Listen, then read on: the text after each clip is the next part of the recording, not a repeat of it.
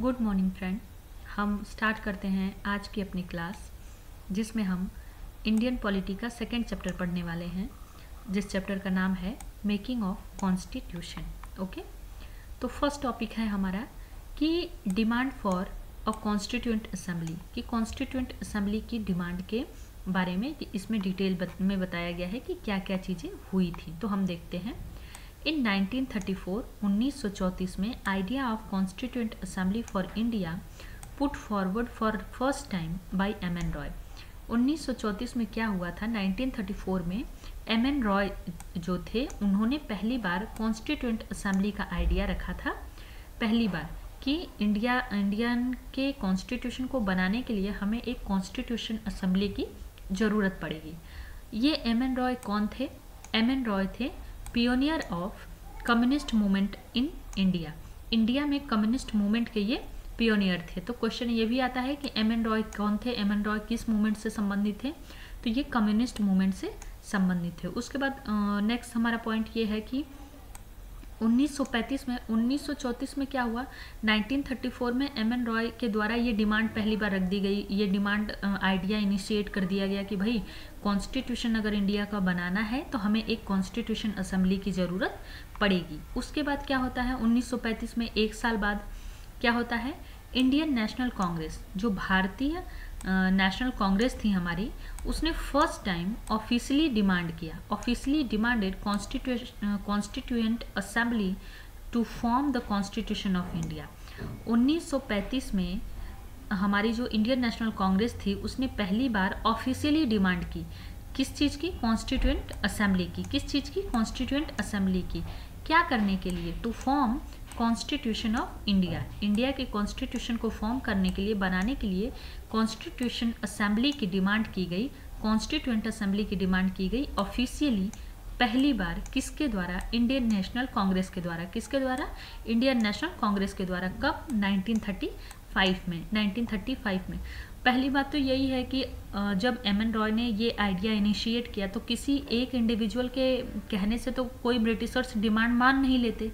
तो एक ऑर्गेनाइज तरीके से हमें अपनी डिमांड रखनी थी उनके आगे कि भाई हम अब इंडिया का कॉन्स्टिट्यूशन बनाना चाहते हैं, टाइम भी बहुत हो रहा है, तुमने बहुत सारे क्या वर्ल्ड वॉर फर्स्ट सेकंड में इतने सारे वादे वगैरह भी हुए थे जो कि अच्छी तरीके से इम्प्लीमेंट नहीं हुए थे। तो अब कांग्रेस ने ये बोला कि हमें अपना कॉन्स्टिट्यूशन बनाना है और इसके लिए हमें एक कॉन्स्टिट्यूशन असेंबली की ज़रूरत पड़ेगी। ओके, अब इसके आगे क्या हुआ? इसके आगे ये हुआ, इन 1938 में जवाहरलाल नेहरू जो थे, on behalf of Indian National Congress declared that constitution of free India must be formed without outside influence. Okay, कि 1938 में जो जवाहरलाल नेहरू थे, उन्होंने क्या बोला? उन्होंने बोला कि भाई इंडिया का कॉन्स्टिट्यूशन में होना चाहिए और वो किसी भी बाहरी इन्फ्लुएंस से किसी भी आउटसाइड से इन्फ्लुएंस होके नहीं बनना चाहिए। और ये कैसे बनना चाहिए? ये बनना चाहिए किसके द्वारा? कॉन्स्टिट्यूएंट असेंबली के द्वारा बनना चाहिए। कॉन्स्टिट्यूएंट असेंबली के द्वारा बनना चाहिए। और कॉन्स्टिट्यूएंट असेंबली कैसे बनेगी? इलेक्टेड होगी, वो इलेक्ट होगी on the basis of adult franchise. On the basis of adult franchise से इलेक्ट करके कॉन्स्टिट्यूएंट असेंबली बनाई जाएगी और उसके द्वारा ही हमारा कॉन्स्टिट्यूशन बनाया जाएगा, जो कि किसी भी बाहरी साइड से, किसी भी आउटसाइड से इन्फ्लुएंस नहीं होगा। भारत का कॉन्स्टिट्यूशन बनेगा, भारत के लोगों के लिए बनेगा और उनकी सुविधाओं के अनुसार बनेगा। ओके, ये 1938 में जवाहरलाल नेहरू ने बोला इंडियन नेशनल कांग्रेस में। उसके बाद क्या किया गया? उसके बाद demand was finally accepted. Demand जो कॉन्स्टिट्यूएंट असेंबली की थी वो फाइनली एक्सेप्टेड भी हो गई। किसके द्वारा? ब्रिटिश गवर्नमेंट के द्वारा। किसके द्वारा? ब्रिटिश गवर्नमेंट के द्वारा। और ये जो कॉन्स्टिट्यूएंट असेंबली बनाने की डिमांड को एक्सेप्ट किया गया, इसको कैसे जाना गया? किस नाम से जाना गया? तो अगस्त ऑफर 1940 के नाम से जाना गया। अगस्त ऑफर 1940 के नाम से जाना गया। तो क्वेश्चन ऐसे आता है कि अगस्त ऑफर ऑफ 1914 क्या है? What is the August offer of 1914? तो this is the demand of constituent assembly. This is the demand of form the constituent assembly. constituent assembly बनाने की जो डिमांड है उसे ही अगस्त ऑफर के नाम से जाना जाता है, अगस्त ऑफर ऑफ 1914 के नाम से जाना जाता है। ओके, उसके बाद क्या हुआ 1940 में तो डिमांड एक्सेप्ट होगी, अगस्त ऑफर हो गया कि भाई अब चलो हम एक ब्रिटिशर्स बोल दिए कि हम एक्सेप्ट करते हैं कि तुम्हारी डिमांड को कि कॉन्स्टिट्यूएंट असेंबली बनाई जाएगी। उसके बाद क्या होता है इन 1942 में क्या कौन आता है, sir Stafford Cripps. Sir Stafford Cripps आते हैं। वो कौन होते हैं, क्रिप्स कौन होते हैं, अ मेंबर ऑफ कैबिनेट होते हैं, अ मेंबर ऑफ कैबिनेट होते हैं, come to India with a draft proposal of British government on forming of an independent constitution to be adopted after world war second. Okay, तो देखिए इसमें क्या बताया गया है कि 1942 में जो क्रिप्स आते हैं, क्रिप्स साहब आते हैं, वो कौन थे, क्रिप्स कौन थे, स्टैटफोर्ड क्रिप्स कौन थे, तो ये थे member of cabinet. Member of cabinet कौन सा कैबिनेट के, ब्रिटिश कैबिनेट के ऑब्वियसली। उसके बाद come to India with the, India आते हैं किस चीज़ के साथ, with a draft proposal of British government, with a draft proposal of British government, British government के एक ड्राफ्ट प्रपोजल के साथ वो इंडिया में आते हैं। on the forming of an independent constitution to be adopted after World War II, कि world war second के बाद इंडिपेंडेंट जो कॉन्स्टिट्यूशन है उसको अडॉप्ट कर लिया जाएगा, ऐसे ड्राफ्ट के साथ क्रिप्स साहब आते हैं 1942 में। तो क्वेश्चन ऐसे आता है कि क्रिप्स मिशन इसको कहा जाता है, या क्रिप्स प्रपोजल कब आया था और क्रिप्स कौन थे, तो वो ब्रिटिश कैबिनेट के मेंबर थे, पहली बात। दूसरी, वो ड्राफ्ट प्रपोजल लेके आए थे इंडिपेंडेंट कॉन्स्टिट्यूशन के लिए। वो क्या लेके आए थे, ड्राफ्ट प्रपोजल लेके आए थे इंडिपेंडेंट कॉन्स्टिट्यूशन के लिए। बेसिकली इसका स्टेट क्वेश्चन ऐसे भी बनता है कि क्रिप्स मिशन किससे संबंधित है, तो ये संबंधित है कॉन्स्टिट्यूएंट असेंबली से। किससे संबंधित है, कॉन्स्टिट्यूएंट असेंबली से। ओके, नेक्स्ट पॉइंट है Cripps proposal were rejected by Muslim League. Cripps proposal किसके थ्रू रिजेक्ट कर दिया गया, मुस्लिम लीग के through, which wanted India to be divided into 2 autonomous state with 2 separate constituent assembly. Cripps proposal आ गया India में, उन्होंने बोल दिया कि भाई हम तुम्हारा इंडिपेंडेंट जो कॉन्स्टिट्यूशन तुम बनाओगे उसको हम एक्सेप्ट करेंगे, लेकिन मुस्लिम लीग ने क्रिप्स प्रपोजल को रिजेक्ट कर दिया। क्यों रिजेक्ट कर दिया, क्योंकि उनकी एक अलग डिमांड थी। उनकी डिमांड ये थी कि भाई इंडिया को 2 ऑटोनॉमस स्टेट बनाओ और विथ सेपरेट दोनों का सेपरेट कॉन्स्टिट्यूएंट असेंबली होना चाहिए। फाइनली क्या हुआ उसके बाद, finally cabinet mission sent to India. अब क्या हुआ, अब क्रिप्स प्रपोजल का तो खत्म हो गया कहानी। उसके बाद क्या हुआ, अब एक कैबिनेट मिशन इंडिया भेजा गया, वाइल जबकि cabinet it rejected the idea of 2 constituent assembly, it put forth the scheme for constituent assembly which more or less satisfied the Muslim League. तो जो कैबिनेट मिशन आया ना, जो कैबिनेट मिशन भारत में भेजा गया, while it rejected the idea of to constituent assembly, इसने जो आइडिया था कि 2 कॉन्स्टिट्यूएंट असेंबली के आइडिया को तो इसने सीधे से नकार दिया, उसने रिजेक्ट कर दिया कि भाई 2 कॉन्स्टिट्यूएंट असेंबली का हिसाब तो अभी नहीं हो पाएगा। लेकिन उसने एक स्कीम रखी कॉन्स्टिट्यूएंट असेंबली का, जिसने कि थोड़े हद तक मोर और लेस सेटिस्फाइड कर दिया मुस्लिम लीग को, मोर और लेस सेटिस्फाइड कर दिया किसको, मुस्लिम लीग को। अब की धीरे धीरे फिर काम आगे बढ़ने लगा। अब देखो, अब नेक्स्ट पॉइंट हमारा क्या है, composition of the constituent assembly. की कॉन्स्टिट्यूशन असेंबली का कंपोजिशन कैसे हुआ था, कैसे उसमें कौन कौन से फीचर करके उसको बनाया गया था, तो उसको हम देखते हैं डिटेल में। Constituent assembly constituted in November 1946 under the scheme formulated bye cabinet mission plan. Under the scheme formulated bye cabinet mission plan. सीधा क्वेश्चन यहाँ से बनता है कि कॉन्स्टिट्यूएंट असेंबली कॉन्स्टिट्यूटेड हुई थी कब, तो नवंबर 1946 को कॉन्स्टिट्यूट हुई थी। डायरेक्ट क्वेश्चन 1 डे एग्जामिनेशन का है कि कॉन्स्टिट्यूएंट असेंबली कब फॉर्म हुई थी, कब कॉन्स्टिट्यूट हुई थी, तो नवंबर 1946 को हुई थी। और कॉन्स्टिट्यूएंट असेंबली किस स्कीम के थ्रू फॉर्मुलेट हुई थी, किस स्कीम के द्वारा बनी थी, तो कैबिनेट मिशन के द्वारा बनाई गई थी। पहले तो आया था क्रिप्स मिशन। क्रिप्स मिशन को मुस्लिम लीग, क्रिप्स मिशन वो भी रिलेटेड था किससे, कॉन्स्टिट्यूएंट असेंबली से, लेकिन वो सक्सेस नहीं हो पाया क्योंकि मुस्लिम लीग ने उसको रिजेक्ट कर दिया। उसके बाद ब्रिटिशर्स के द्वारा भेजा गया कौन, cabinet mission. Cabinet mission more or less मुस्लिम जो अपना वो था, मुस्लिम लीग थी, उसको मोर और लेस सेटिस्फाइड कर लेती है कॉन्स्टिट्यूएंट असेंबली के उस पे पॉइंट पे, और उसके बाद कॉन्स्टिट्यूएंट असेंबली फॉर्म होती है नवंबर 1946 को। अब इसमें फीचर क्या क्या होते हैं वो हम देखते हैं। इसमें फीचर क्या क्या होते हैं वो हम देखेंगे। Total strength of constituent assembly was 389। Okay, कितना होता है टोटल स्ट्रेंथ, कितना होता है कॉन्स्टिट्यूएंट असेंबली का, 389। Of this 296 seats allotted to the British India and 93 seat to the princely state। Okay, कि टोटल स्ट्रेंथ जो होता है कॉन्स्टिट्यूएंट असेंबली में सीट होती है, सीट अलॉट की जाती है, तो टोटल सीट कितनी होती है, 389 होती है, और जिसमें कि 296 सीट अलॉट की जाती है ब्रिटिश इंडिया को और 93 सीट अलॉट की जाती है किसको, प्रिंसली स्टेट को। Each provinces and princely state were to be allotted seat in proportion of their representative population।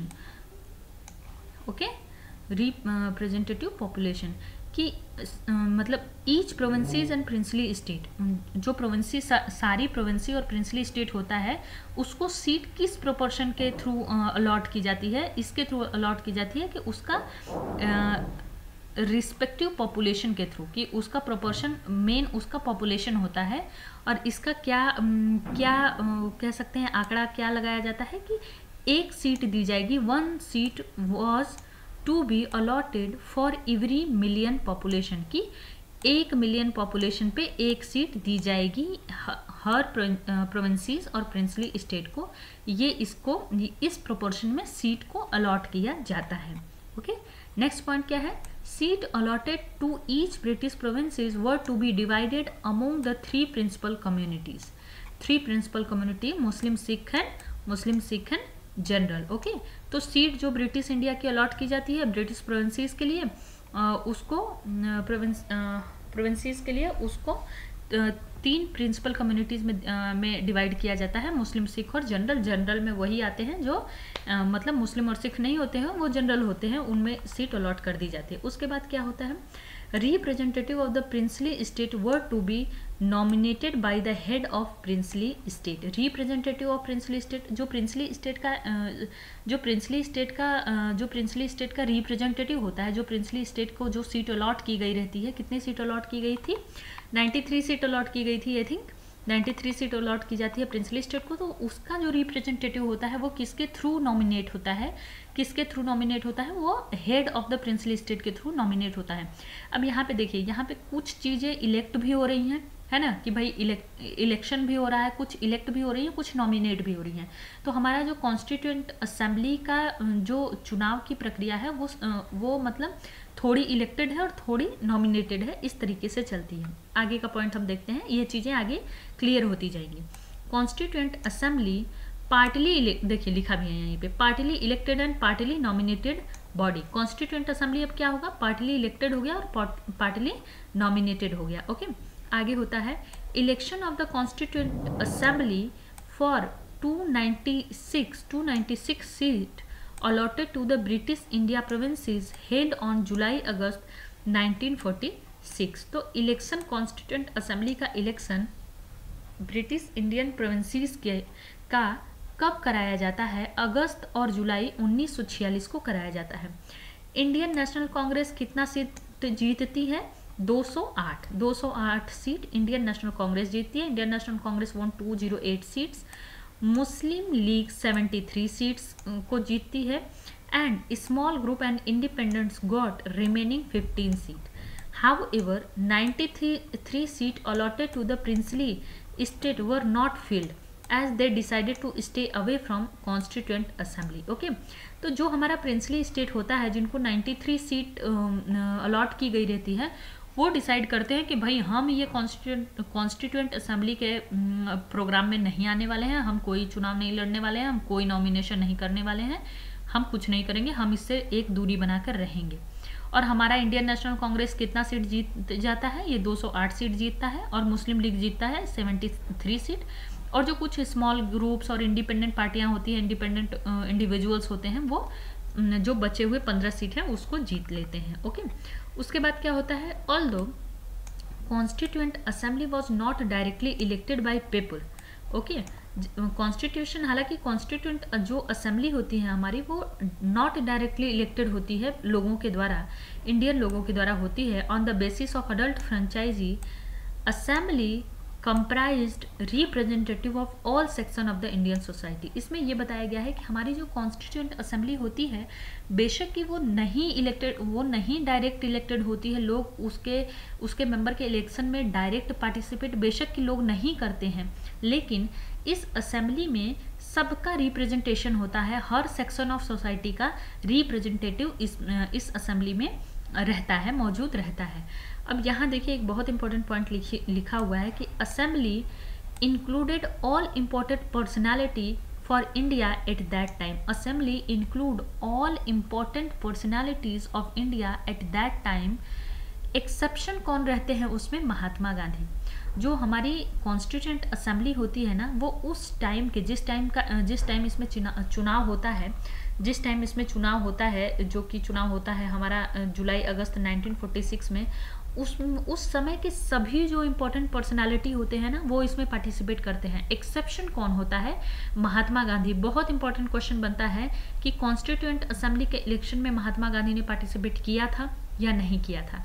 जितना इम्पोर्टेंट ये क्वेश्चन है, उतना ही इम्पोर्टेंट एक और क्वेश्चन है कि जो वो होता है ना कॉमनवेल्थ की मीटिंग, कॉमनवेल्थ मैं कह रही हूँ, जो अपना वो होता है कम्युनल अवार्ड होता है, जो कम्युनल अवार्ड की जो 3 मीटिंग होती है, उसमें गांधी जी ने सिर्फ एक, जो कि दूसरे नंबर की मीटिंग होती है, उसमें पार्टिसिपेट किया था, बाकी दोनों में नहीं किया था। और भीमराव अंबेडकर ने तीनों कम्युनल अवार्ड के मतलब कम्युनल अवार्ड की मीटिंग में तीनों में पार्टिसिपेट किया था। तो वो भी क्वेश्चन बहुत इंपॉर्टेंट क्वेश्चन है, बार बार पूछे जाने वाला, और ये भी बहुत इंपॉर्टेंट क्वेश्चन है, बार बार पूछा जाने वाला।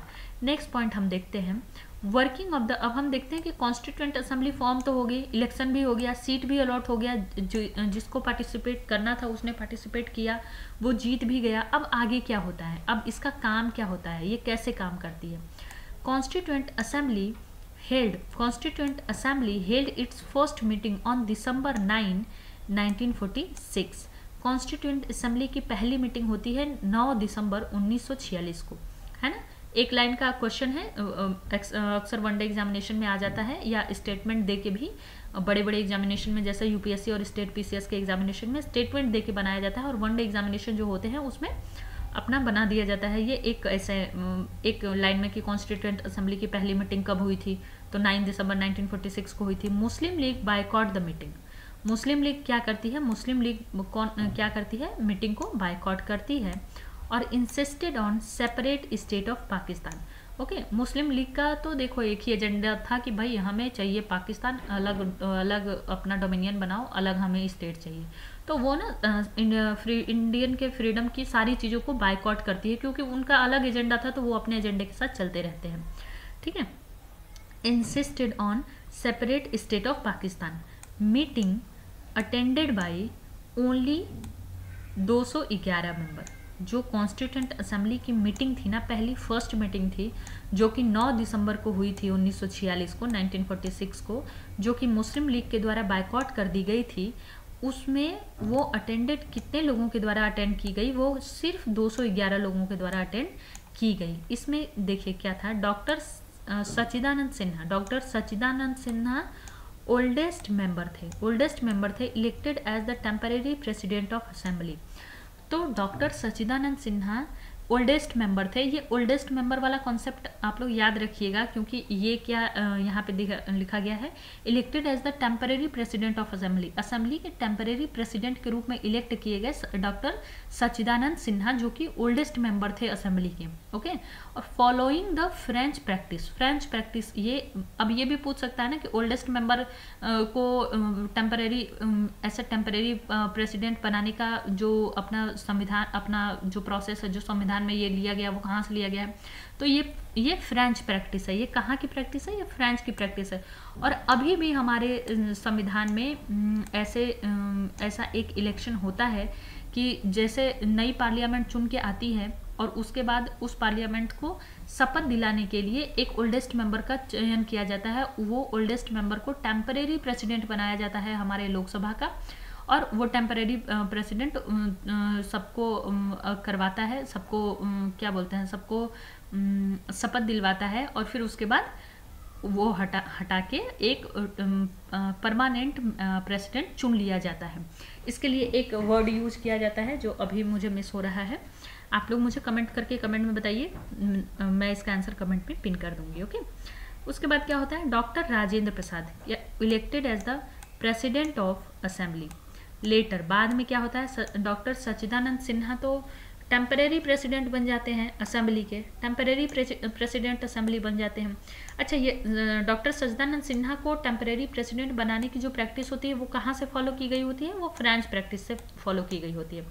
उसके बाद क्या होता है, बाद में डॉक्टर राजेंद्र प्रसाद साहब जो होते हैं, इनको इलेक्ट किया जाता है एज प्रेसिडेंट ऑफ असेंबली। क्या प्रेसिडेंट कैसे किया जाता है इलेक्टेड? प्रेसिडेंट ऑफ असेंबली किया जाता है। Both H.C. Mukherjee and V.T.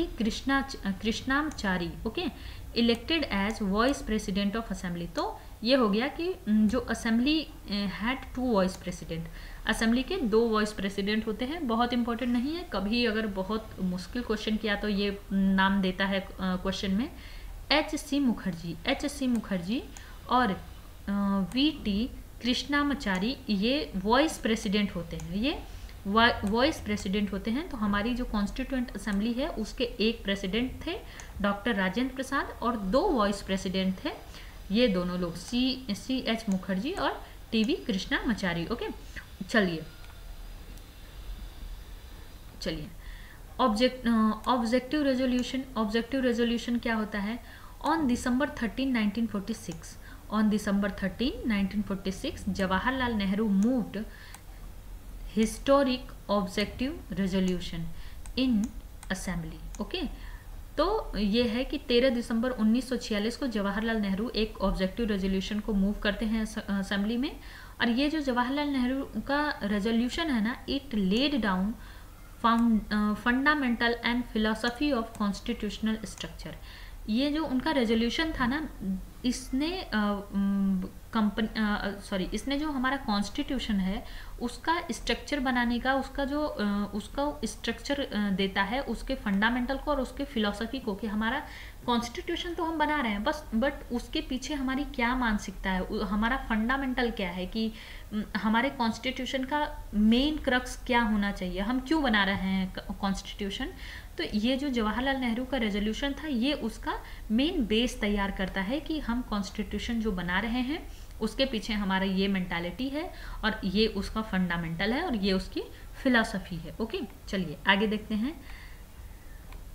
This constituent assembly declare its forms and solemn to proclaim India as the independent sovereign republic and to draw up for her future governance a constitution. Okay, constituent assembly declare करती है क्या, कि India एक independent और सोवरनिक Republic state है। India कोई British के under में नहीं है, कोई अब ऐसा नहीं है कि ये किसी देश का गुलाम है या कुछ है, वो बेसिकली कॉन्स्टिट्यूएंट असेंबली। तो ये देखिए, ये क्या है कि ये जो स्ट्रक्चर है, जो जवाहरलाल नेहरू ने जो रेजोल्यूशन पास किया था ना, उसके बारे में ही ये बताया गया है कि पहला तो इन्होंने यही रेजोल्यूशन में बोला कि जो कॉन्स्टिट्यूएंट असेंबली है वो डिक्लेयर करती है कि इंडिया एक सोवरनिंग और रिपब्लिक स्टेट है, वो अब किसी का कोई भी किसी के अंडर में नहीं है, कोई भी आउटसाइड का इन्फ्लुएंस इंडिया पे नहीं है,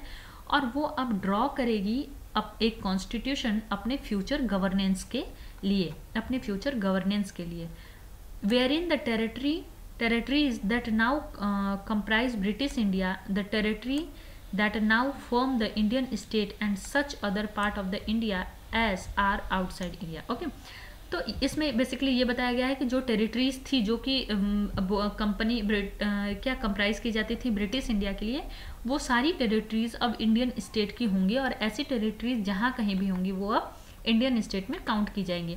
और ये पॉइंट इतने इंपॉर्टेंट नहीं है, तो आप इसको एक रीडिंग लगा सकते हैं, बाकी इसमें एग्जाम में आने जैसा कुछ भी नहीं है। Okay, all power and authority of the sovereign independent India its constituent part and organ of government are derived from the people. सबसे इम्पोर्टेंट पार्ट यही है। ये सारे पॉइंट क्या हैं? ये सारे पॉइंट वो हैं जो जवाहरलाल नेहरू ने रेजोल्यूशन लाया था ना हमारे कॉन्स्टिट्यूशन का फंडामेंटल बनाने के लिए, उसका फिलॉसफी देने के लिए कि हमारे कॉन्स्टिट्यूशन के पीछे की फिलॉसफी है क्या। तो बेसिकली ये सारे पॉइंट वही हैं कि पहला पॉइंट तो ये है कि हमारी कॉन्स्टिट्यूएंट असेंबली ये बनाती है, ये डिक्लेयर करती है, प्रोक्लेम करती है कि भाई हमारा जो भारत है वो अब कहीं का कुछ ऐसा किसी का गुलाम नहीं है, हम फ्री हैं, हम अपना कॉन्स्टिट्यूशन बना रहे हैं, और जितनी भी टेरिटरी ब्रिटिश इंडिया की थी वो सब अब स्वतंत्र भारत की टेरिटरी होगी।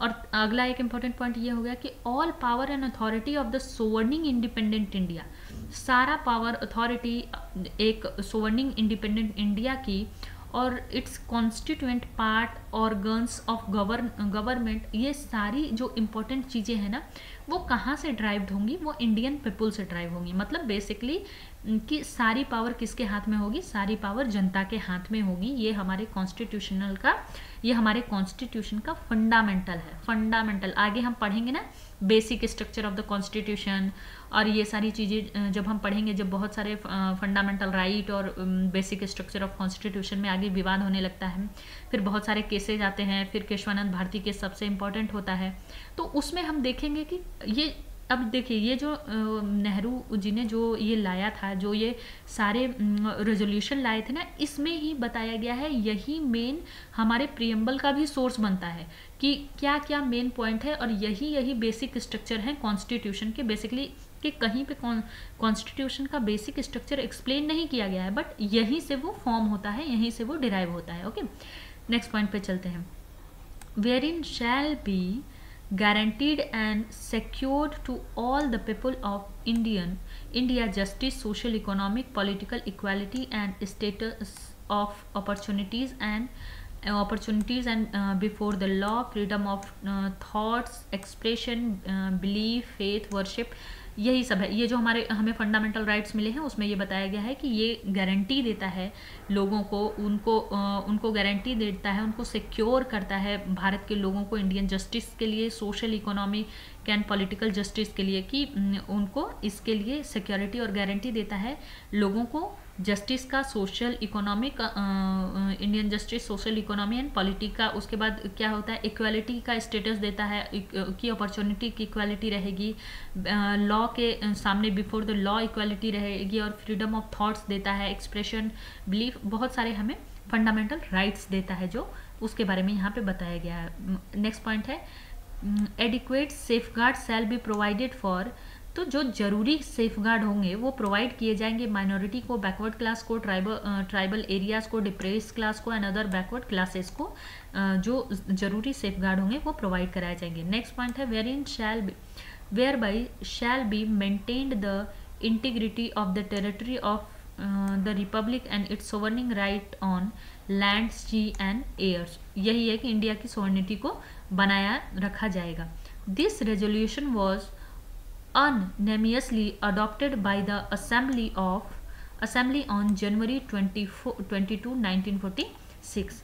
तो ये जो रेजोल्यूशन था ये असेंबली के द्वारा कब एक्सेप्ट किया गया? 22 जनवरी 1947 को। और ये रेजोल्यूशन पास कौन किया था, लाया कौन था? ये नेहरू लाए थे, जवाहरलाल नेहरू लाए थे। ओके, उसके बाद क्या होता है, इट्स मॉडिफाइड वर्जन, देखिए यहाँ पे लिखा भी है, it's modified version form the preamble of present constitution. It modified version form the preamble of present constitution, तो जो प्रेजेंट कॉन्स्टिट्यूशन है ना, इसका जो प्रियम्बल बनता है ये इसके लिए एक मतलब एक बेस भी बनाता है कि ये पॉइंट तो हमारे प्रियम्बल में, हमारे मेन स्ट्रक्चर में तो होने चाहिए। आगे चलिए, आगे हम देखते हैं changes by independence act. Okay, representative of princely state who had stayed away from constituent assembly gradually joined it। तो अब क्या क्या चेंजेस आए? पहले तो कॉन्स्टिट्यूंट असेंबली जब बनी थी तब तक इंडिया आज़ाद नहीं हुआ था, है ना। तो उसके बाद क्या, इंडिया आज़ाद हो गया, इंडिया इंडिपेंडेंस एक्ट पास हो गया। उसके बाद क्या हुआ कि जो प्रिंसली स्टेट थे जिन्होंने बोला था कि भाई हम कॉन्स्टिट्यूंट असेंबली में नहीं जाएंगे, हम उसमें पार्टिसिपेट नहीं करेंगे, उन्होंने क्या किया, धीरे धीरे कॉन्स्टिट्यूंट असेंबली को ज्वाइन करने लगे क्योंकि भाई जो ये थे ना प्रिंसली स्टेट, इनको इंडिपेंडेंस ऑफ इंडिया एक्ट के थ्रू, हमने पिछले क्लास में देख रखा है कि इंडिया ऑफ इंडिपेंडेंस एक्ट के थ्रू इनको 3 ऑप्शन दे दिए गए कि या तो आप इंडिया में मर्ज हो जाइए, या तो आप पाकिस्तान में मर्ज हो जाइए, या तो आप स्वतंत्र रहना चाहते हैं तो स्वतंत्र रह लीजिए। तो हर छोटे छोटे प्रिंसली स्टेट के लिए स्वतंत्र रहना इतना ज़्यादा आसान काम नहीं था, क्योंकि फिर बहुत सारे ना कि पावर ऐसे हो रहे थे कि इंडिपेंडेंट इंडिया को बहुत सारे पावर वेरी कर रहे थे, प्रिंसली स्टेट की वेरी कर रहे थे, डेमोक्रेटिक कंट्री बना दी गई थी, तो फिर उसमें वो सारी चीज़ें थोड़ी सी क्लैश हो रही थी। तो इसकी वजह से मैक्सिमम प्रिंसली स्टेट खुद ब खुद इंडियन स्टेट में ज्वाइन होने लगे। After the acceptance of Mountbatten Plan, after the acceptance of Mountbatten Plan of 3 June 1947 for partition of the country, representative of most of the other princely state took their seat in the assembly। Okay, कि Mountbatten plan जो कि 3 जून 1947 को आया था, जो कि related था partition of country से, उसके एक्सेप्ट हो जाने के बाद, उसके मुस्लिम लीग और इंडियन कांग्रेस दोनों के थ्रू एक्सेप्ट हो जाने के बाद, मैक्सिमम जो प्रिंसली स्टेट थे उसने असेंबली में अपनी अपनी सीट्स ले ली। बेसिकली कहने का मतलब वही है कि वो आ गए, उसने एक्सेप्ट कर लिया अपनी कॉन्स्टिट्यूएंट असेंबली में पार्टिसिपेट करना। Member of the Muslim league from the Indian dominion also entered the assembly. जो मुस्लिम लीग के लोग थे जो कि नहीं पार्टिसिपेट कर रहे थे उस टाइम, उन्होंने भी, इंडियन डोमिनियन के जो लोग थे उन्होंने वो भी असेंबली में इंटर कर गए। उसके बाद क्या होता है, Indian independence act of 1947 made 3 changes in the position of assembly, तो इंडियन इंडिपेंडेंस एक्ट ऑफ 1947 जब हो गया, जब बन गया, जब भारत आज़ाद हो गया, तो अब हमारे कॉन्स्टिट्यूएंट असेंबली में 3 चेंजेस किए गए और वो चेंजेस हम देखते हैं कि वो क्या क्या है। वो चेंजेस ये हैं, पहला तो ये है कि assembly was made a fully sovereign body. पहला तो यही है कि असेंबली जो थी हमारी वो फुल्ली सोवर्निंग बॉडी बना दी गई, which could form any constitution it placed. Act empowered, act ये जो इंडियन इंडिपेंडेंस एक्ट था ना, ये एम्पावर करता है असेंबली को to abrogate and alter any law made by the British parliament in relation to the India, कि ये कोई भी किसी भी ऐसे लॉ को जो कि ब्रिटिश गवर्नमेंट के द्वारा बनाया गया था उसको एब्रोगेट कर सकता है या अल्टर कर सकता है। कौन? Constituent assembly. पहले तो कॉन्स्टिट्यूएंट असेंबली को पावर दे दी गई, उसको एम्पावर कर दिया गया, उसके बाद उसको सोवर्निंग बॉडी बना दी गई। दूसरा जो पॉइंट है उसमें क्या है, assembly also become the legislative body, 2 separate function were assigned to assembly, है ना। असेंबली को क्या बना दिया गया, लेजिस्लेटिव बॉडी बना दिया गया और 2 सेपरेट फंक्शन असाइन कर दिए गए असेंबली को। पहला था making of constitution for free India. Okay, पहला तो था कि फ्री इंडिया के लिए constitution banana and enacting the ordinary law for the country. पहला तो ये था कि कॉन्स्टिट्यूशन, फ्री इंडिया के लिए कॉन्स्टिट्यूशन बनाओ, और दूसरा इनेक्ट करो ordinary law for the country के लिए इनेक्ट करना था ऑर्डिनरी लॉज को। और ये 2 फंक्शन हमारे कॉन्स्टिट्यूशन असेंबली को लेजिस्लेटिव बॉडी बनाने के बाद उनको असाइन कर दिया गया। उसके बाद क्या होता है, these 2 task were to performed on separate days. ये दोनों जो काम थे ना, जो कॉन्स्टिट्यूशन बनाने का काम था और जो ऑर्डिनरी बिल इनेक्ट करने का काम था, ये दोनों दो सेपरेट डे पे होते थे। ऐसा नहीं कि एक ही दिन में कॉन्स्टिट्यूशन भी बना दिए, फिर ऑर्डिनरी बिल भी ला दिए, सब कर दिए, ये ऐसा नहीं था। पर्टिकुलर एक दिन रखा जाता था कि इस दिन कॉन्स्टिट्यूशन फॉर्मिंग का काम चलेगा, एक दिन रखा जाता था कि इस दिन ऑर्डिनरी लॉज इनेक्ट किए जाएंगे। ओके, आगे देखते हैं। मतलब देखिए, हम आज अपना कॉन्स्टिट्यूशन देखते हैं ना, तो हमें लगता है हाँ यार कॉन्स्टिट्यूशन है, ये लॉ है, वो लॉ है, ठीक है, हमें फंडामेंटल, बट ये देखिए कि इसको वाकई में इसको बनाने में, इसको प्रोसेस करने में कितनी बारीकी से ध्यान दिया गया। आप आगे जैसे जैसे ये चैप्टर पे जाएंगे ना, मैं इसके लिए भी ये चैप्टर थोड़ा सा डिटेल में कवर कर रही हूँ कि हमें पता लगना चाहिए सेंसिटिविटी की, हमारा जो कॉन्स्टिट्यूशन है उसको बनाने में कितनी मेहनत लगी है और हमें उसको कितनी इंपॉर्टेंस दी जानी चाहिए। ऐसे ही कॉन्स्टिट्यूशन नहीं बन गया है, उसके पीछे बहुत बहुत मेहनत है। आप आगे देखेंगे, इसमें इसी में इतना लिखा हुआ है। उसके बाद क्या हो गया, assembly become the first parliament of free India. Okay, ये जो हमारी कॉन्स्टिट्यूएंट असेंबली थी वो हमारी पहली पार्लियामेंट थी। किसकी? फ्री इंडिया की पहली पार्लियामेंट थी। सीधा क्वेश्चन यहाँ से आता है कि फ्री इंडिया की पहली पार्लियामेंट कौन थी? कॉन्स्टिट्यूएंट असेंबली थी, पार्लियामेंट पार्टी थी, इंडियन नेशनल कांग्रेस थी, है ना। 10 ऑप्शन दे देगा आपको, मतलब 4 ऑप्शन दे देगा आपको, तो आपको चुनना है कि असेंबली थी, हमारी कॉन्स्टिट्यूएंट असेंबली थी। उसके बाद whenever, जब भी assembly meet as constituent body, it was chaired by doctor Rajendra Prasad. when it meet as the legislative body, it was chaired by GV Mavalankar. देखें, इसमें ये हो गया कि हमारी कॉन्स्टिट्यूएंट असेंबली को 2 फंक्शन असाइन किए गए थे, है ना। तो पहला तो कि जब ये कॉन्स्टिट्यूएंट बॉडी की तरीके जब ये मिलती थी, तो इसको कौन चेयर करता था? इसको राजेंद्र प्रसाद चेयर करते थे। और ये जब लेजिस्लेटिव बॉडी की तरह मिलती थी तो इसको कौन चेयर करता था? इसको जीवी मावलंकर चेयर करते थे। कौन चेयर करता था? जीवी मावलंकर चेयर करते थे। Okay, these 2 function continue till November 26, 1949। These 2 function, ये दोनों फंक्शन कंटिन्यू हुए कब तक?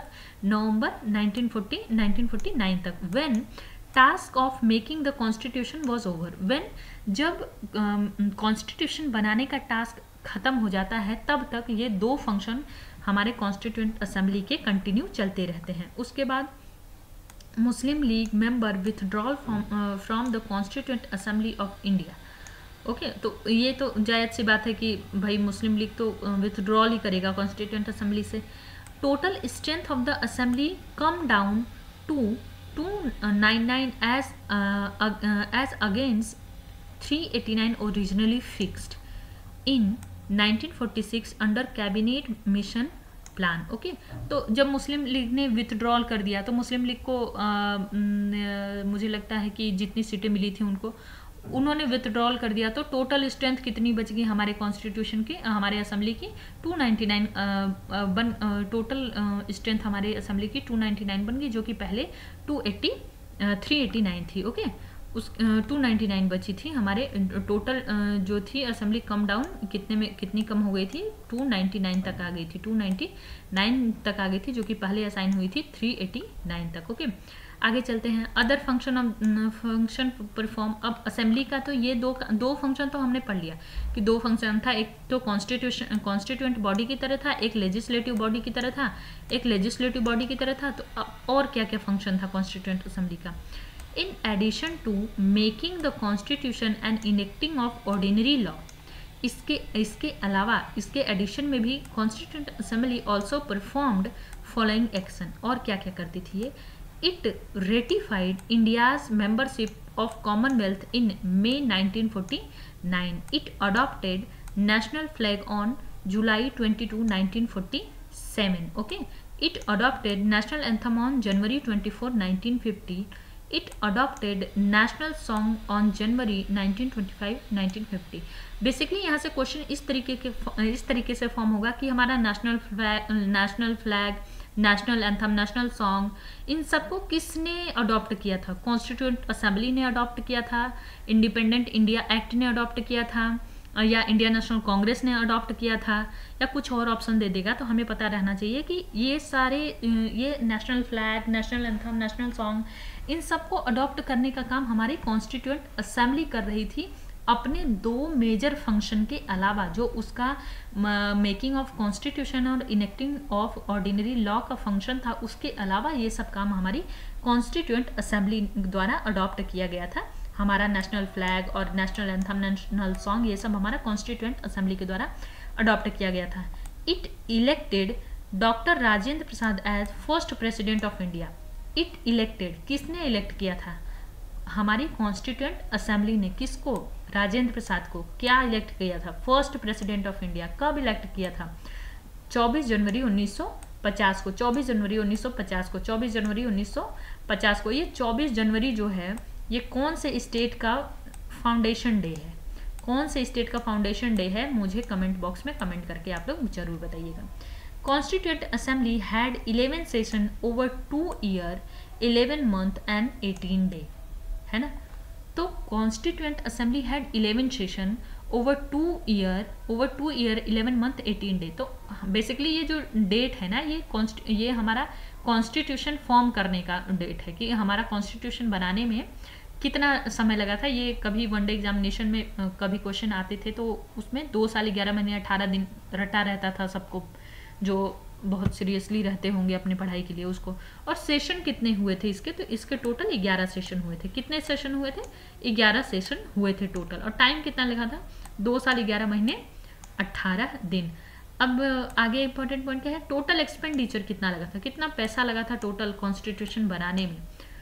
64 लाख रुपया। उस टाइम में 1950 में, 1946 47 48 में 64 लाख रुपया लग गया था हमारा कॉन्स्टिट्यूशन बनाने में। Okay, next important point, on January 24, 1915 constituent assembly held its final session. 24 जनवरी 1950 को कॉन्स्टिट्यूएंट असेंबली अपना फाइनल सेशन करती है। उसके बाद it however did not end, उसके बाद में ये खत्म नहीं होती है, ये कंटिन्यू एज द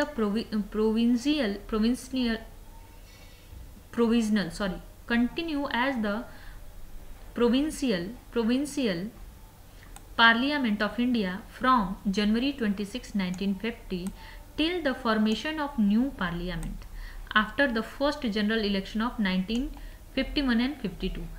तो 24 जनवरी 1950 को हमारी जो कॉन्स्टिट्यूएंट असेंबली थी वो अपना फाइनल सेशन रखती है, और उसके बाद ये ख़त्म नहीं हो जाती है। इसके बाद भी हमारी कॉन्स्टिट्यूएंट असेंबली क्या होती है? कंटिन्यू होती है एज अ प्रोविंशियल पार्लियामेंट की तरह, जो कि शुरू होती है कब? 26 जनवरी 1950 से, और कब तक रहती है? जब तक कि फर्स्ट जनरल इलेक्शन हो के पहली पार्लियामेंट का फॉर्मेशन नहीं हो जाता है, तब तक ये अपने अस्तित्व में रहती है, तब तक वो कंटिन्यू रहती है। ओके, नेक्स्ट टॉपिक है हमारा committee of the constituent assembly. Next topic हमारा क्या है? Committee of the constituent assembly. Committee of the constituent assembly. Okay, तो कमिटी इसमें क्या होता है?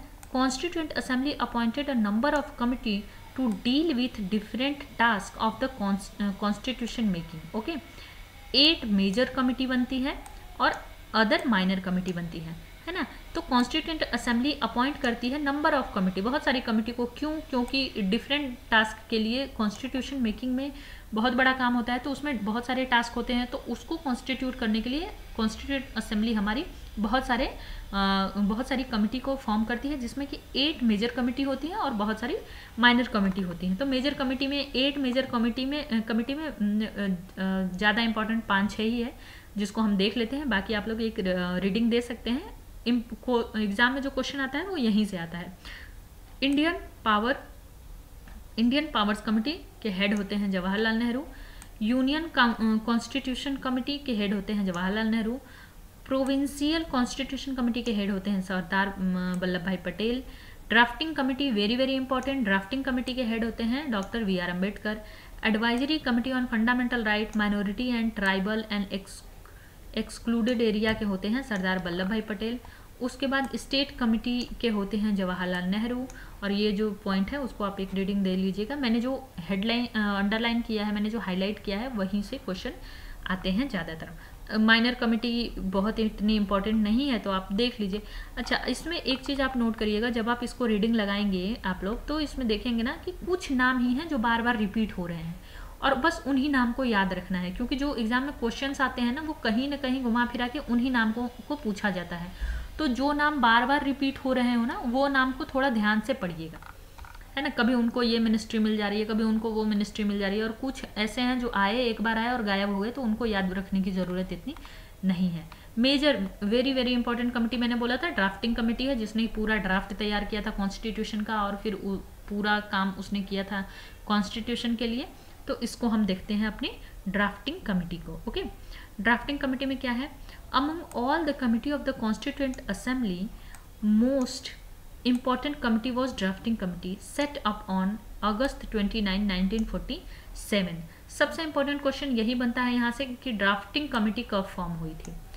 तो 29 अगस्त 1947 को, 29 अगस्त 1947 को, 29 अगस्त 29 अगस्त कौन सा डे है? इंडिया में कौन सा डे मनाया जाता है 29 अगस्त को, है ना? कौन सा डे सेलिब्रेट किया जाता है 29 अगस्त को? आप कमेंट बॉक्स में कमेंट करके जरूर बताइएगा मुझे, क्योंकि देखिए ऐसे ही ना आप एक बार में एक चीज याद करेंगे तो काम नहीं बनेगा। ऐसे ही आप जो इसमें कुछ इंपॉर्टेंट पॉइंट है ना उसको करंट से भी रिलेटेड करके चलिए। उसको करंट से क्या, उसको जहां से रिलेट कर सकते हैं वहां से रिलेट करके चलिए।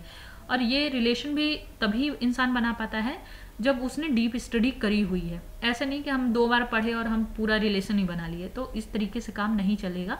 बहुत डीप और बहुत थॉरली स्टडी करने के बाद हमें ये सारी चीज़ें, इन सारी चीज़ों का डिफरेंस पता चलता है। और आप लोग कमेंट बॉक्स में ये भी कमेंट करिएगा कि 20 मार्च को किस डे, कौन से डे के रूप में सेलिब्रेट किया जाता है 20 मार्च को, और ये 29 अगस्त को कौन से डे के रूप में सेलिब्रेट किया जाता है। ओके, तो ड्राफ्टिंग कमेटी हमारी कब सेट हुई थी, कब सेटअप हुआ था ड्राफ्टिंग कमेटी का, कब सेटअप हुआ था? 29 अगस्त 1947 को। 1947 को कौन किसने इसको कॉन्स्टिट्यूट किया था, किसने इसको बनाया था? तो कॉन्स्टिट्यूएंट असेंबली में ने बनाया था। ड्राफ्टिंग कमेटी को किसने कॉन्स्टिट्यूट किया था? ड्राफ्टिंग कमेटी को कॉन्स्टिट्यूएंट असेंबली ने ड्राफ्ट किया था। क्यों किया था? ड्राफ्टिंग कमेटी का काम क्या था? काम इसका ये था कि preparing a draft of the new constitution. Basically यही काम था। ड्राफ्टिंग कमेटी है तो काम भी यही था कि प्रिपेयर करना था ड्राफ्ट, किस चीज़ का? नए कॉन्स्टिट्यूशन का ड्राफ्ट इनको प्रिपेयर किया था। इसमें 7 मेंबर थे। इसमें टोटल कितने मेंबर थे? इसमें 7 मेंबर थे। चेयरमैन थे हमारे भीमराव अम्बेडकर साहब, चेयरमैन थे हमारे भीमराव अम्बेडकर साहब। इनके सातों मेंबर का नाम याद रखिएगा, या तो ट्रिक से नाम याद रखिए या सिर्फ उनका कुछ ट्रिक बना के याद रखिए, लेकिन ये सातों नाम याद रखिए क्योंकि यहाँ से डायरेक्ट क्वेश्चन आए हुए हैं एग्जाम में। ये सातों नाम में से सीधे सीधे पूछा गया है कि हमारी ड्राफ्टिंग कमेटी में कौन था और कौन नहीं था, ऐसे करके। तो चेयरमैन तो सबको पता है, मैक्सिमम लोगों को पता है चेयरमैन ड्राफ्टिंग कमेटी के वी आर अम्बेडकर साहब ही थे, लेकिन और मेंबर जो थे उसमें थे N Gopala Swami Iyer, Alladi Krishna Swami Iyer, doctor M.K. Munshi, Syed Mohammad Sadullah, N Madhavan Rao replace by B.L. Mitter. ये इतना इंपॉर्टेंट नहीं है, रिप्लेस बाई नाम याद रखिएगा, T.T. कृष्णामाचारी। ओके, अब आगे देखते हैं। Drafting committee prepare the first draft of the constitution of India published in February 1948। Exam के पॉइंट ऑफ व्यू से ये पॉइंट जो मैं आगे पढ़ाने जा रही हूँ वो इम्पॉर्टेंट नहीं है, लेकिन एक कॉन्सेप्ट क्लियर करने के लिए ये जो आगे मैं पढ़ाने जा रही हूँ वो बहुत ही इम्पॉर्टेंट है। इससे हमें पता चलता है कि हमारा कॉन्स्टिट्यूशन ऐसा नहीं है कि एक बार 7 लोग ड्राफ्टिंग कमेटी के बैठे, इन्होंने पूरा कॉन्स्टिट्यूशन लिख दिया, सब ले लिया अपने ये 1935 वाले एक्ट से, सब कुछ ले लिया, सब कुछ डाल दिया, सब कुछ एक पेज पे लिख दिया, बोला हाँ भाई लो हमारा कॉन्स्टिट्यूशन बन गया, जाओ इसी से सब लॉ एंड ऑर्डर मेंटेन होगा। ऐसा नहीं हुआ था। आप इसकी सेंसिटिविटी देखिए और आप यहाँ पे हार्डवर्क देखिए कि किस तरीके से, और मतलब उस टाइम पे जब 1947 के टाइम पे जबकि लिटरेसी रेट, इकोनॉमिक रेट कह सकते हैं कि जो हमारी एक सोशल पीस का रेशियो होता है, सब कुछ ध्वस्त था उस टाइम पे। सब कुछ, पूरा इंडिया एकदम हर कोई, हर इंडिविजुअल, हर कम्युनिटी, हर कोई टर्बुलेंस में था, लेकिन उसके बावजूद भी इतनी बारीकी से हमारे कॉन्स्टिट्यूशन को फॉर्म किया गया। तो हम इसको जल्दी से कंप्लीट करते हैं। ओके, तो क्या होता है कि फर्स्ट ड्राफ्टिंग कमिटी प्रिपेयर करती है अपना पहला ड्राफ्ट कॉन्स्टिट्यूशन का, कॉन्स्टिट्यूशन ऑफ इंडिया का, और पब्लिश करती है फरवरी 1948 को। उसके बाद देखिए क्या होता है, people of India were given 8 months to discuss the draft and propose amendment. People of India, India के लोगों को 8 month दिए जाते हैं कि इस ड्राफ्ट पे आप डिस्कस करिए और कुछ समझ में आए तो अमेंडमेंट करना है कहीं पे कुछ, तो वो अमेंड करने के लिए हमें सुझाव दीजिए। In the 8 month of the in the light of the public comment, in the light of the public comment. और देखिए पब्लिक कमेंट भी कर रही है, वो भी चीज़ देखिए कि आज के टाइम पे वो टाइम नहीं था कि आज के टाइम के यूट्यूब पे कमेंट कर दिए, व्हाट्सएप पे कमेंट कर दिए और ट्विटर पे कमेंट कर दिए, वो नहीं था। वो एक या तो न्यूज़पेपर या पत्रिका द्वारा होता था वो सब काम। उसमें भी लोग इतने ज़्यादा जागरूक रहते थे कि उन्होंने मतलब उन्होंने किया प्रपोजल कि भाई ये कॉन्स्टिट्यूशन में ये चीज़ें हमें कम लग रही हैं। हमें आज का टाइम तो ये है कि इतनी सुविधा होने के बावजूद भी लोग वोट देने ही नहीं जाते हैं, बोले चलो वोट क्या देने जाए, इतने लोग तो दे ही रहे, हम दे के क्या कर लेंगे, ऐसा होता था, है ना। उसके बाद देखिए क्या होता है, in light of the public comment, in light of the public comment, criticism and suggestion, drafting committee prepared a second draft which was published on October 1948. okay, in light of the public comment, criticism and suggestion, इनके मतलब public के comment, criticism और suggestion के द्वारा उसको प्रकाश में, उसको ध्यान में रखते हुए ड्राफ्टिंग कमेटी ने दूसरा ड्राफ्ट प्रिपेयर किया। पहला ड्राफ्ट प्रिपेयर किया, पब्लिक डोमेन में डाला, पब्लिक डोमेन का जो रिस्पॉन्स आया उसको लिया, उसके बाद दूसरा ड्राफ्ट बनाया। सोचिए, दूसरा ड्राफ्ट बनाया और उसको फिर पब्लिश किया and drafting committee took less than 6 months to prepare its draft. और इसने 6 महीने से भी कम समय लिया था अपना ड्राफ्ट प्रिपेयर करने में। आजकल का टाइम ये है कि कमिटियां बैठ जा रही हैं तो फिर वो कमिटी पता ही नहीं चल पा रहा है, ना कमिटी पता चल रही है, ना कमिटी की रिपोर्ट पता चल रही है ना।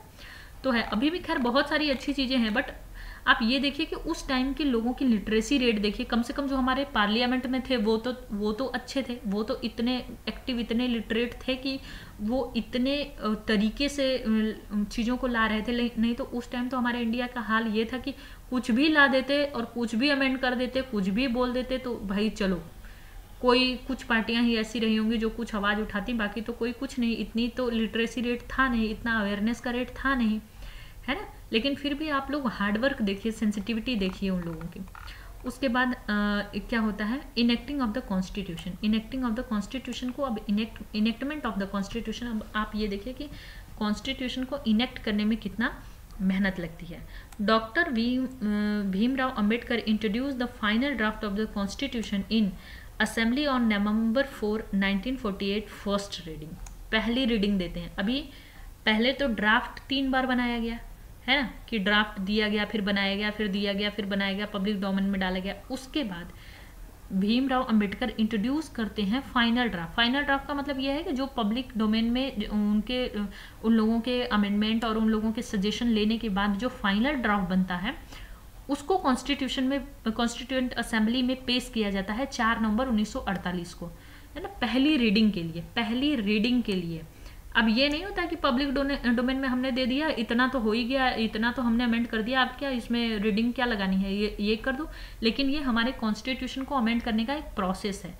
हमारे कॉन्स्टिट्यूशन का, या कोई भी नया कॉन्स्टिट्यूशन, नया कोई भी आर्टिकल बनाने का, नया कोई भी कॉन्स्टिट्यूशन लाने का, कोई भी प्रोविजन लाने का, आज भी हमारी जो पार्लियामेंट है उसमें यहीं से वो प्रोविजन डिराइव होता है कि कैसे प्रोसेस होगा। फर्स्ट रीडिंग होती है, उसके बाद assembly had a general discussion on it for 5 days. Okay, final draft आता है, फर्स्ट रीडिंग होती है कॉन्स्टिट्यूशन में, और 5 दिन का जनरल डिस्कशन भी होता है, 5 दिन का जनरल डिस्कशन होता है इस टॉपिक पे। उसके बाद सेकेंड रीडिंग होती है। सेकेंड रीडिंग कैसे होती है, क्लॉज बाय क्लॉज होती है।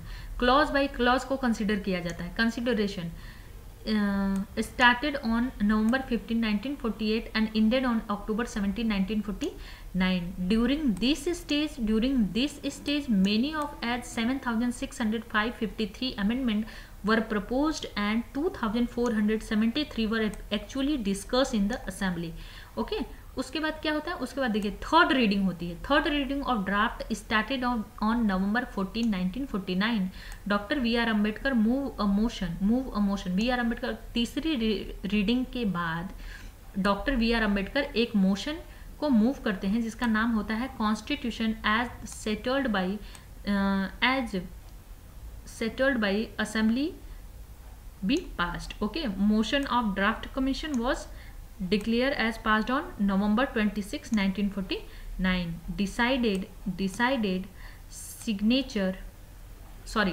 Receive signature of member and the president. Okay.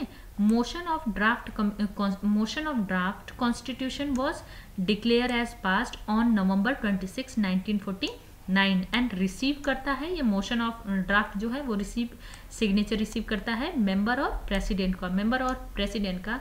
और टोटल मेंबर कितने, टोटल 299 मेंबर थे हमारे असेंबली में. और ये सिग्नेचर कितना करता था, प्रेजेंट कितने थे, 284 were actually presented on that day and sign the constitution. तो 284 लोग उस दिन पे प्रेजेंट थे हमारे कॉन्स्टिट्यूशन में और उन्होंने साइन किया हमारे कॉन्स्टिट्यूशन के फाइनल ड्राफ्ट पे, है ना. फाइनल ड्राफ्ट पे कॉन्स्टिट्यूशन पे मेंबर ने साइन किया, प्रेसिडेंट ने साइन किया.